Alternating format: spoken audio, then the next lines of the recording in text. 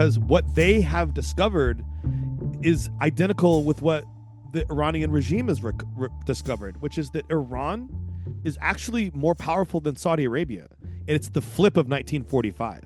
So what we have here in this weird, ironic, like distorted, surprising situation is that the regime that came up in 79 actually has more power over oil markets than the Saud family.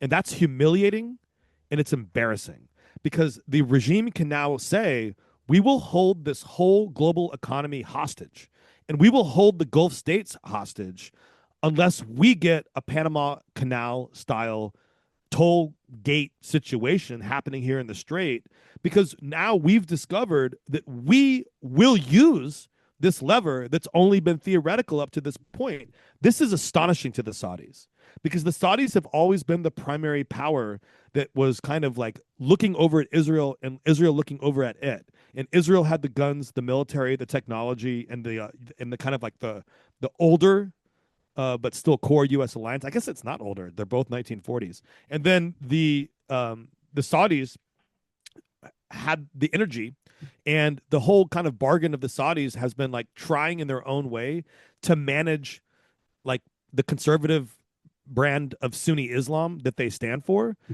which has been both like Osama bin Laden, Mujahideen, 9/11 style Islamic jihad, insurgent type stuff over the years and not.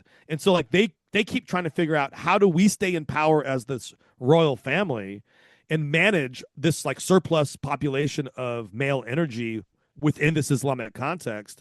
And, there's all kinds of ways to look at this. And then coming into the conflict, you had the looming specter of the Abraham Accords and this whole thing about normalization before October 7th. So that's sort of like this short-term play here. And I think what Israel and the Saudis both want, because you're right, I don't think the Saudis want collapse, but what the Saudis would prefer is a friendly regime in Iran that they can deal with and that doesn't pose a threat to them or their Gulf economy.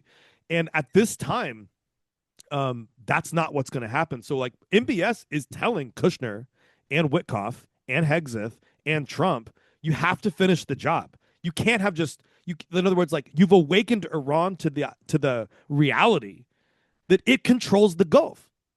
And by controlling that, this is the choke point, kill box whole thing. The lever you talk about controls global inflation. It controls global gas prices. It controls commodity input prices. In other words, like Iran is now at the very center of global capitalism. The very center, not just the Middle East, the whole fucking planet. It's like Iran is now Taiwan. Iran is now Ukraine. Iran, the way we talked about it back in the day, 20 years ago, Iran is the wormhole.